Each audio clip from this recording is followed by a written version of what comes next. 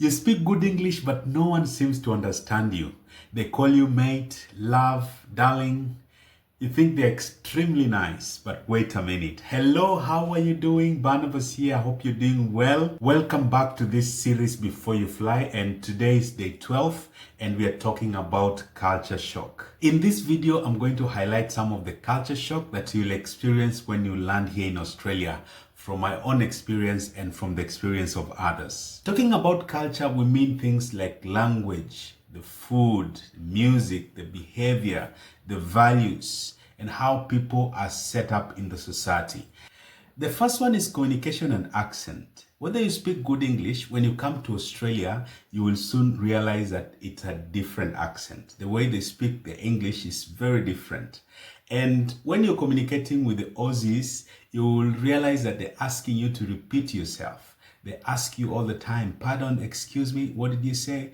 And it's really annoying sometimes. It's a big culture shock. You might think you know how to speak good English, but when you come here, your English is different and they might not understand you.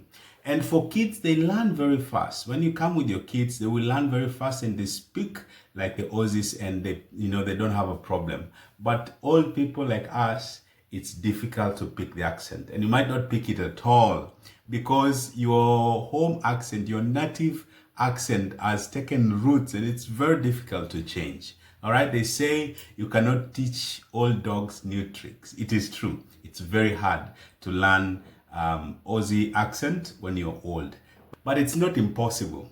Good luck with that. So the first year was very difficult for me. At work, you would talk and then they're asking you to repeat yourself. Excuse me, pardon, what are you saying? Oh, it was really, really difficult. But you get used to the asking for you to repeat yourself.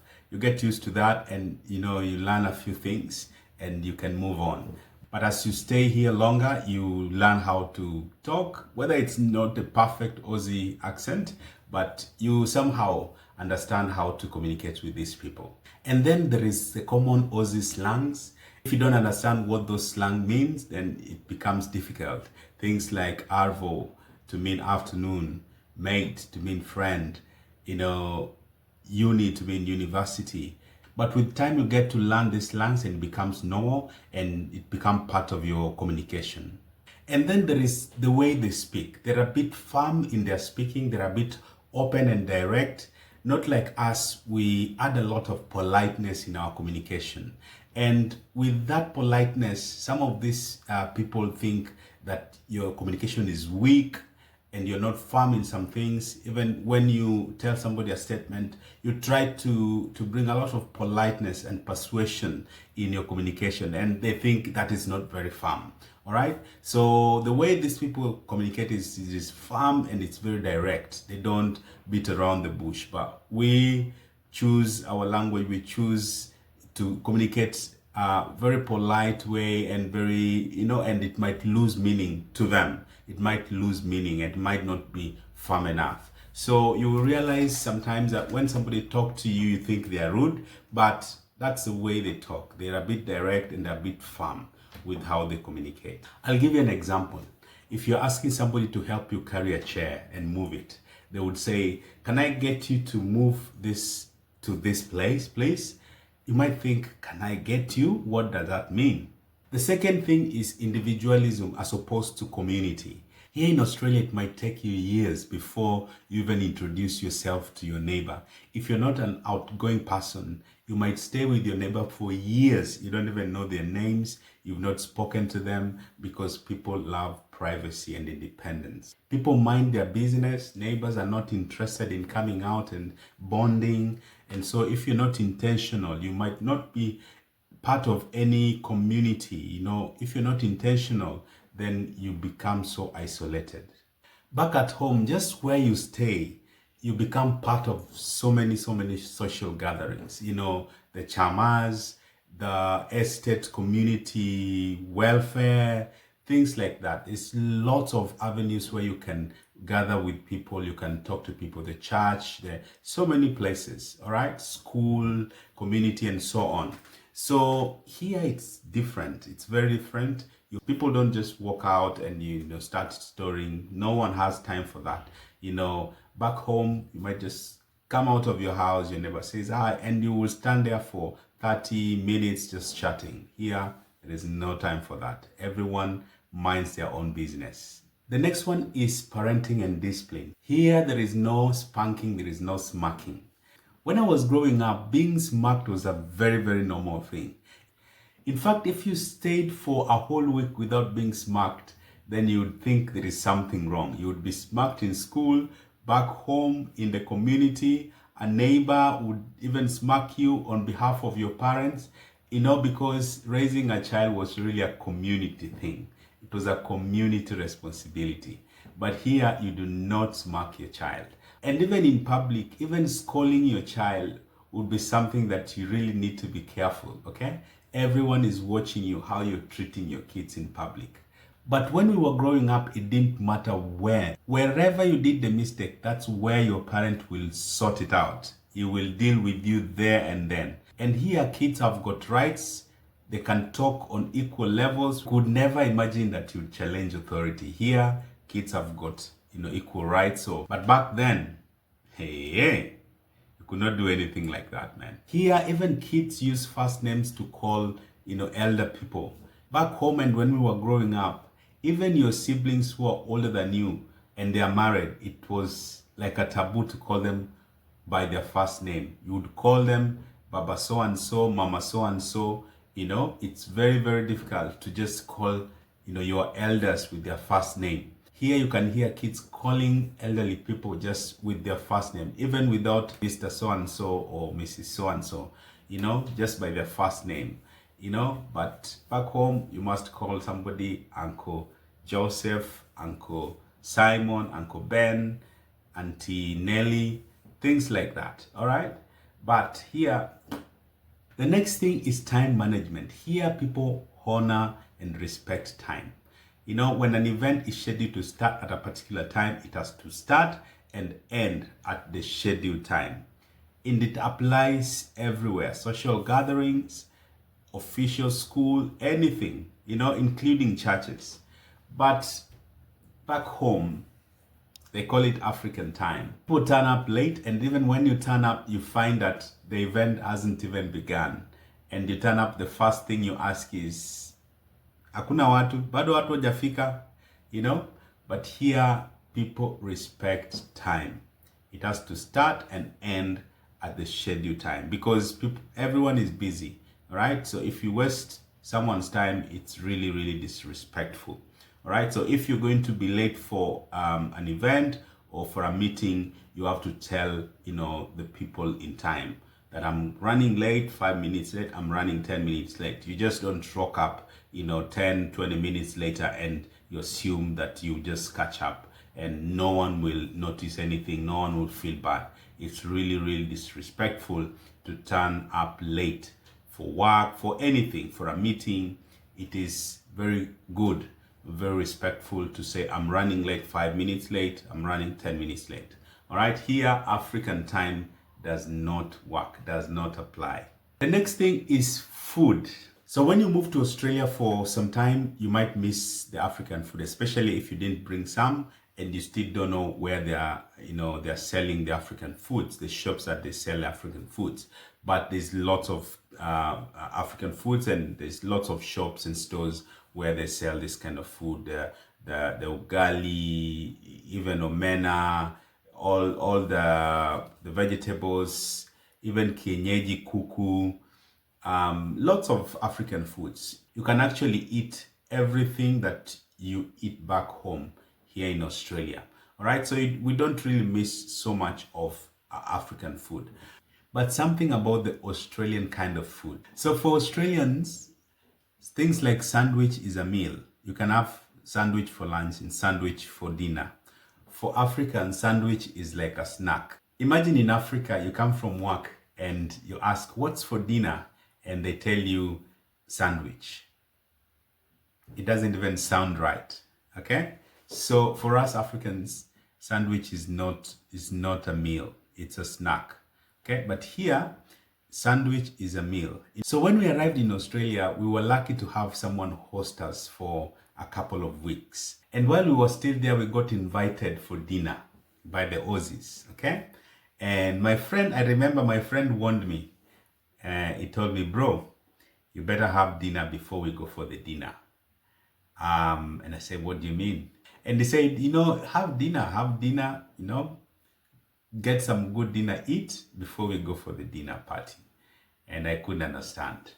Only to turn up there and find the food that was prepared there was very cold sandwich, very tiny, very cold sandwich with cheese and all that. Oh God. And I was hungry. I didn't take the advice of my friend. So I just had a few bites. My wife was also not amused. Okay, we were not used to that kind of food. But from then I learned that for Aussies, sandwich can actually be, dinner. Okay, and I don't like the cold sandwich. So when we went back home, my friend laughed and told me, I told you to have proper dinner, all right? Because I know what would happen. So we then had another dinner back home. We cooked ugali and ate proper dinner. The next thing is isolation and loneliness. Here in Australia, there are lots of people who are lonely. Being a first world, there's very minimal interactions besides workplace, especially the elderly people. If you're staying back at home by yourself, it's a lot of loneliness. All right, so you have to be very proactive. You have to, wanting to go out. Back home, you just open your door and you walk into a crowd. All right, the noise, the neighbors' noise. If you live in, some estates or some suburbs, just the noise, the neighbors' noise, kids playing outside. That environment is good. It's very good. All right, but here people lock themselves in the house, especially in winter like now. It's very difficult to see when people walking outside because it's cold. All right, so people would stay in their houses for weeks and weeks and weeks and never come out. So there's a bit of loneliness and isolation. That's one of the things that will shock you. There is no noise. You will miss that noise from the neighbors' loud music. You will miss the noise of kids playing outside. You will miss the noise of, just people walking outside interacting. You walk out and you find people are chatting and, that kind of environment. You will miss that when you move to Australia. The next thing is the social systems here. Things are a bit organized and it might shock you, It's a good thing, but then if you're not used to it, it might shock you. For example, booking appointments for everything, a barber shop, doctors, things, everything you have to make a booking. Now it's changing because there's a bit of competition, but then still there's some places that you have to book for, even going to have a shave. All right, so that kind of organization, it's a big shock. Some of us who are used to, you just walk in and you do your thing and you go. You just walk in everywhere. You walk into the doctor's place, you walk into the barber shop, you walk in everywhere and you get your service and you go out. Things like public transport. Back home, you can stop a matatu anywhere and you will be picked. And you can be dropped anywhere. You can stop a matatu anywhere, you'll be picked, and you will be dropped anywhere. You just need to tell the conductor, hey, nisikishe hapo, and he will drop you there. But here, there are designated stages, bus stops, where you have to be picked, and designated dropping zones, all right? And also the timing of the buses, all right? If you miss your bus, you miss it until the next one. There's a time that you have to go and board, and you can time yourself when you're going to reach your destination. All right? You don't just go there and start waiting for a bus. You will need to know what time your bus number will pick you there, and so you avail yourself when it is time. That kind of organization, hatujazoea, most of us are not used to that, especially when you come from the culture of a matatu. Something else here is that there is less religious expression. You don't see open air crusades and that kind of noise everywhere. I miss that kind of noise. You just walk a little, somebody's preaching there. You walk somewhere there, you see some people singing, especially over the weekend. Back in Nairobi, that was the norm. You would see preacher after preacher, group of singers after group of singers, and that kind of environment. I miss that. I really miss that. So what do you do when you have culture shock? All right, it's okay because you're in a new environment. Things have to be different. So what you do is just observe and learn. All right, be patient with yourself. Don't force yourself to acquire accent in 1 week. It won't work. Okay, just observe, learn, and if it doesn't work, it doesn't work. Especially the accent. You can't acquire the accent in 1 week. Right? So if it can't work, it can't work. They will also adopt. They will also, adopt and understand how you're speaking. They will get used to it. So don't kill yourself, okay? The second thing, ask questions. If you don't understand anything, if there is a slang you don't understand, just ask questions. I know they are ready to explain, okay? You'd rather ask and get explanation than doing something wrong. Also, please be proactive. Join communities. Be part of communities. That's where you learn so many things. That's where you acquire friendship. That's where you build network and so on. So be proactive. Last but not least, don't lose your identity. All right? You don't have to be someone else to integrate in the society. Be yourself. Stay original, okay? You can still be original and integrate. You don't have to change anything about yourself, okay? But just be and know that you are going to be accepted the way you are. So everyone goes through culture shock. All right, when you move to a new place, you will go through culture shock, and that's not different here in Australia. What is the culture shock that you experience when you move to Australia or when you move to the diaspora? Please mention the country where you moved and the culture shock that you experience. Please subscribe to my YouTube channel. Subscribe to my YouTube channel to support me. We are doing very well, and I ask for your support. Continue to subscribe. All right, like this video, share it. All right, invite people to watch this kind of videos, and so that you can support me. In the next episode, we are going to talk about what to pack. When you're moving to Australia, what are you going to pack? The essentials versus the baggage. That's what we are going to talk about in episode number 13. So please stay locked. All right. If you haven't subscribed, please do so. All right. That's all I had for you today. Till next time, my name is Barnabas, the son of encouragement. Bye-bye and God bless you.